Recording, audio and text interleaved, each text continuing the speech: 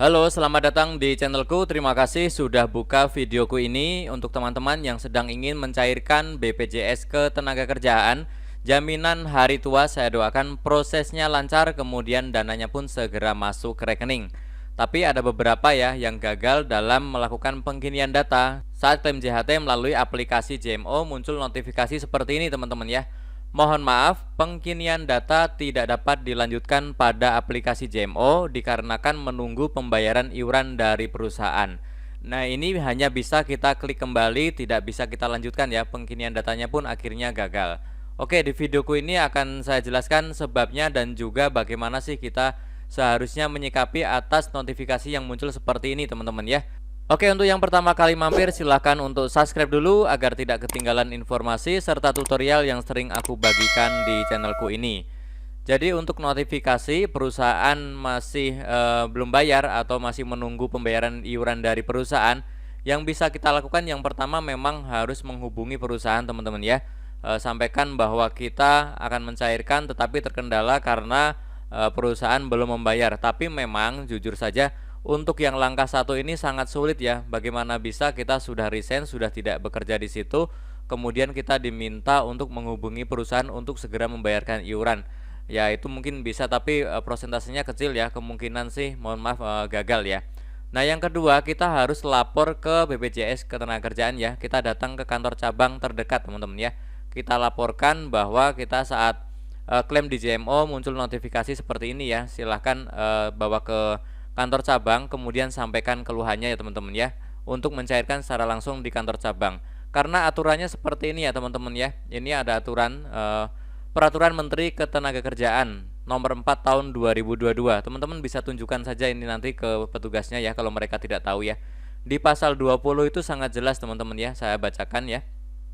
Pasal 20 ayat 1, bagi peserta yang mengajukan permohonan pembayaran manfaat JHT dan telah memenuhi persyaratan dokumen tetapi masih terdapat tunggakan iuran, maka BPJS Ketenagakerjaan dapat membayar manfaat JHT kepada peserta sebesar iuran yang telah dibayarkan oleh pemberi kerja dan peserta kepada BPJS Ketenagakerjaan berikut hasil pengembangannya. Jadi jelas ya teman-teman ya. Kalau perusahaan nunggak iuran itu teman-teman tetap harus mendapatkan jaminan hari tuanya, tetap bisa mencairkan, yaitu sebesar yang sudah pernah dibayarkan, yang pernah dibayarkan perusahaan dan juga yang pernah diiurkan oleh teman-teman pekerja. Seperti itu ya teman-teman ya. Jadi tidak ada harusnya ditunda atau kita malah disuruh bolak-balik ke kantor ke perusahaan yang lama, itu harusnya tidak ada ya. Harusnya hak kita yang pernah kita bayarkan dan dibayarkan oleh perusahaan itu harusnya boleh kita terima. Kemudian nomor 2 ya, pasal 2 ayat 2. Tunggakan iuran yang belum dibayarkan ditagihkan oleh BPJS Ketenagakerjaan kepada pemberi kerja. Sudah jelas ya. Jadi urusan belum bayar, urusan tunggakan iuran itu urusannya BPJS Ketenagakerjaan kepada perusahaan, bukan urusan kita untuk disuruh datang ke perusahaan untuk nagih, karena pasti kita sudah tidak punya power ya, kita sudah tidak punya tidak bisa lah kita mau minta tolong mereka, mau memaksa mereka bayar, itu sepertinya sangat sulit, apalagi kalau perusahaannya bangkrut ya. Oke, kemudian untuk pasal 3, dalam hal tunggakan iuran telah dibayarkan oleh pemberi kerja, BPJS Ketenagakerjaan wajib membayarkan kekurangan manfaat JHT kepada peserta atau ahli waris peserta.